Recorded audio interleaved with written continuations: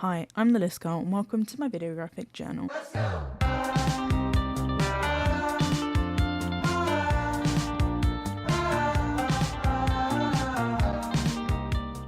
Today I'm going to be explaining what achievements and challenges are in Habitica, and I'm also going to explain why they might be a good source of motivation for you to get your shit done for different reasons. Starting off with achievements, these are the goals set by Habitica. Or say for example you're a PlayStation player, these would be like the trophies that are set up. Habitica has its own preset goals, which are great if you're someone like me who is driven by achieving different goals. If you are a goal getter, when you begin, you have your standard 5 beginning achievements. Onboarding achievements, so for example, you've created your first task, you've completed your first task, you've hatched your first pet, you've fed your first pet for the first time, and you've purchased a piece of equipment from the Habitica shop. I'll show you how to do in a minute to tick off this achievement. And then you have so many more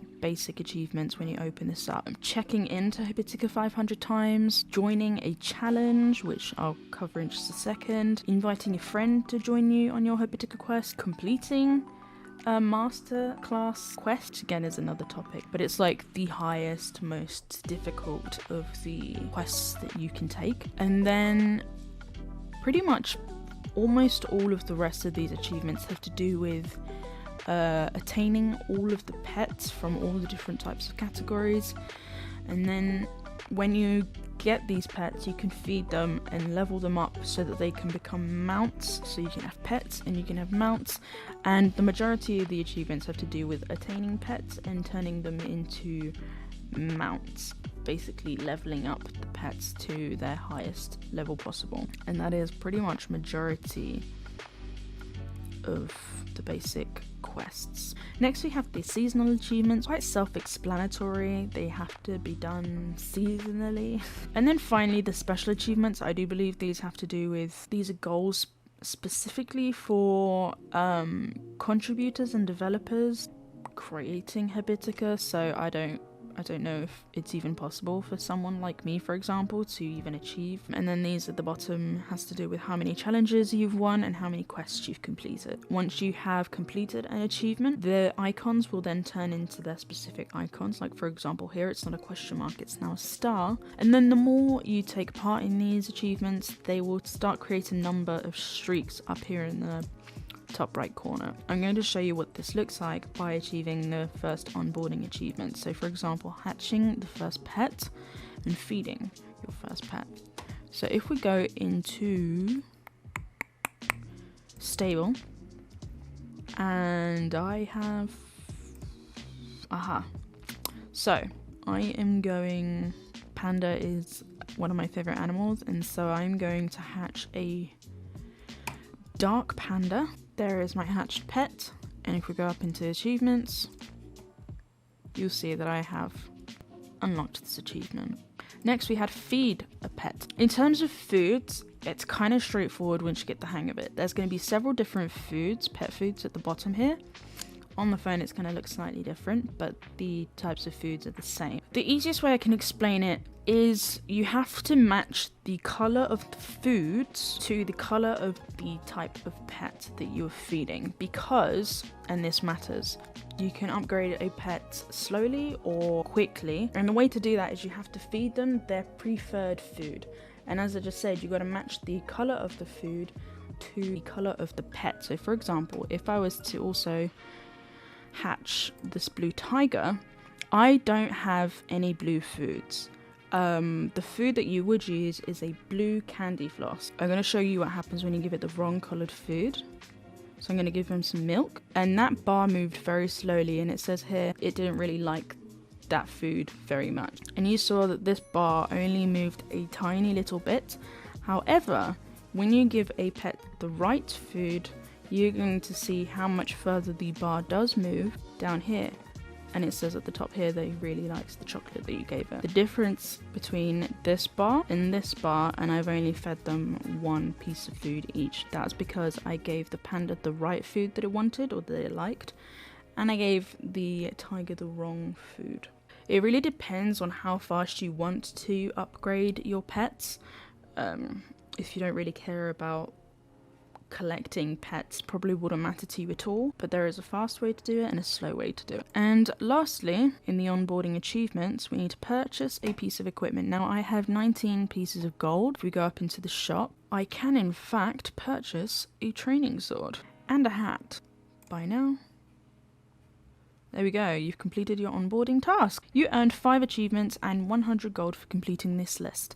If you want even more, achieve other achievements and start collecting. For someone like me who loves 1, achieving goals, and 2, collecting things generally, just collecting, this is great motivation for you to take part in all of your tasks. Ooh. What should I get? Hang on, I've got 100 coin. I'm going to buy that. And the little shield. This is great motivation because for you to continue to collect achievements as you play, you have to complete your habits. You have to complete your tasks and you have to get your to-dos done. And thus it's an extra bit of motivation if that's the type of thing that motivates you to get your shit done. Like if you are a gamer and the part you love most about gaming is either collecting things or achieving the goals or the quests, this is a great motivator. Next, we have the challenges. Challenges are activities that you can take part in with other people around the world. If you're the type of person that is competitive, this is going to be perfect for you. So if we're going to challenges, I don't have any. But if you go onto this little tab here called Discover Challenges, you will find thousands of different challenges that you can take part in. This challenge right here I'm going to pick out is a seasonal challenge. It comes around every Halloween. It's the official Habitica community costume challenge where you have to send to Habitica, I'm not sure if it's on Instagram or Twitter, but it's on their social media. You got to send them a picture of your best Halloween costume for the year, and then at the end of the challenge due date, which by the looks of this is October the 31st, whoever has the best costume according to Habitica developers, you get to win a gem. Now gems tend to be the prize that you win for most challenges. Some of them don't have them. Some of them have way more gems than just one. One of my favorite challenges that I do take part in every once in a while, the gamification challenges. Now I understand that Habitica is already a game in itself, but if you want to nerd the fuck out, this is the best way to do it. Discover guilds, D&D, join. Right, here we go. Dungeons and dailies. If you're a nerd like me, this is about to blow your mind. So, you've probably heard of Dungeons and Dragons. This is Dungeons and Dailies, and it's going to turn your Habitica into a game of Dungeons and Dragons. Now, when you join this challenge, you are going to have to think up of a very specific, like, categorical type habits that you want to pick up. So, in Dungeons and Dragons, your character, as it levels up, it has all these different skill sets, such as wisdom, intelligence, constitution, charisma, dexterity, strength, and that is what you're going to base your tasks off of. And they're going to have the individual levels, which are going to be in your checklists, if I'm making any sense at all. When you start your day, Dungeons and Dailies is going to decide how your day is going to turn out, because when you set this up, it's going to ask you to set it up in a way that specific categorical tasks will only show up on specific days of the week. So you don't know what you're going to get. One day you could be doing wisdom / charisma type tasks, and then the next day you can be doing intelligence / dexterity type tasks. You don't get to decide. Dungeons Dailies decides for you. You only get to decide what activities that correlates with that category of skill, if that makes sense. So say for example I was to join this challenge, which I shall do now. If you had absolutely nothing on your task list and you join a challenge, or for example the challenge I just joined, you will see this. You have 2 tasks on your Habitica, you have 7 tasks on to do, and you have 3 new rewards. And you're gonna begin by working your way through the to-do list so that you can set up this dungeons and dailies game properly. Add a checklist to this and add 30 items to the list. Number them 1 through 30, then check off the first 5. So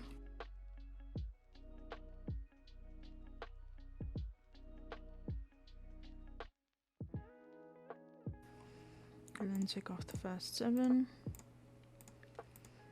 I'm also gonna go ahead and speed through doing the same for the other ones.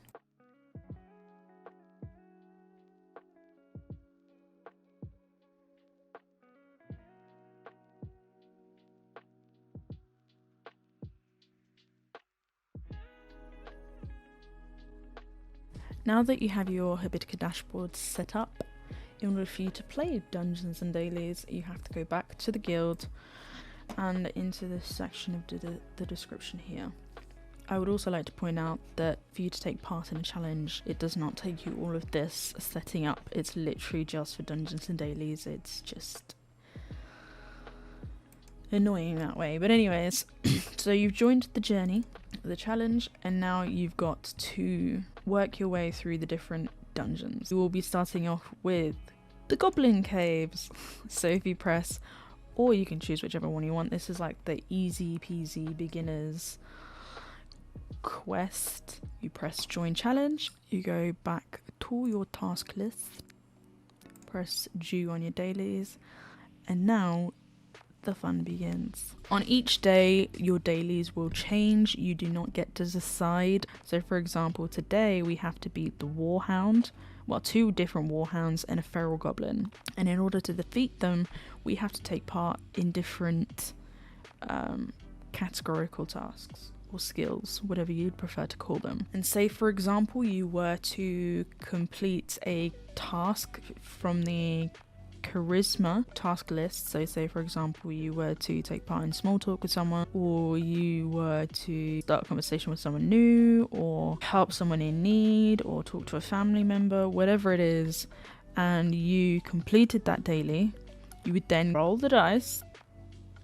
You got a 2, and then you come back to the daily and you'd see that, ooh, the warhound is still growling at you, which means you're gonna have to do it again. So say for example you do another charisma type task, and say for example you were gonna, I don't know, call a family member, and you did another task, and so you rolled the dice again and you get a 3, which is he wags his tail, so you win. Anything from a 3 upwards is good. 1 or 2 means that you lose, and either you, which is annoying because it's kind of like, say you've completed the daily task and you roll a 1 or a 2 and you still get like a consequence from achieving it. It can be annoying, but it's kind of part of the fun. But luckily we got a 3, so we can finally take that fucking task off. Next we have the feral goblin, and for us to beat the feral goblin we have to achieve a complete a strength type task. So that probably just means like taking part in some sort of exercise, going for a walk, lifting weights, stretching, playing part in a sport, whatever. Say you go through your day, you do some sort of exercise, you get to roll the fucking dice. What do you get? You get a 6. 6 is the best because not only do you get to tick off the task, but you also get to get yourself some fucking loot. Use this as a miscellaneous positive habit. When you are complimented or thanked, press this once. When you level up a stat, you can press this 3 times. Also for use in D&D challenges. So I can click the loot habit, which means I get extra gold and extra experience points. We can finally take that off, and you've completed for the day. As you work your way through, so today we took part in 2 charisma tasks, so you press charisma twice, and we took part in a strength task, so we press strength once. Once these habits have turned bright blue, we then get to level up once in the stats in the to-do lists here. So for example, let's pretend charisma was blue, so we'd scroll down and we would tick off in the checklist the next level, and you work your way up until you've fully leveled up all of your stats. Tell me that doesn't make life more exciting. Is it just me? This is just, I love this. I might just retake part in this challenge.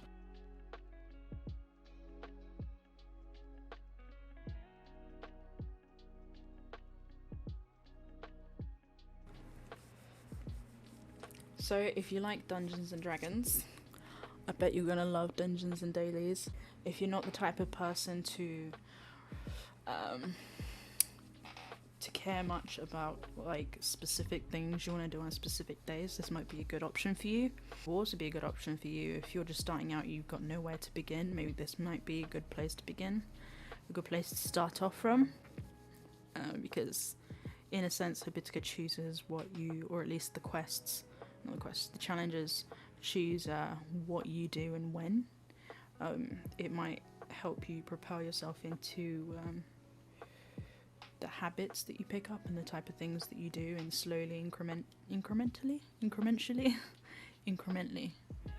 slowly pick up new habits that maybe help you become a better person. I think what I'm going to do is, my next video, I am going to spend a week taking part in this challenge. So if you're interested to see how well I do, and if I defeat dungeon 1 of the Goblin Caves, then and how far I get in terms of levels and stats and stuff, then subscribe, and I'll see you in the next video. I am the List Girl, and just before I log off, I have just one question for you. What is your next adventure?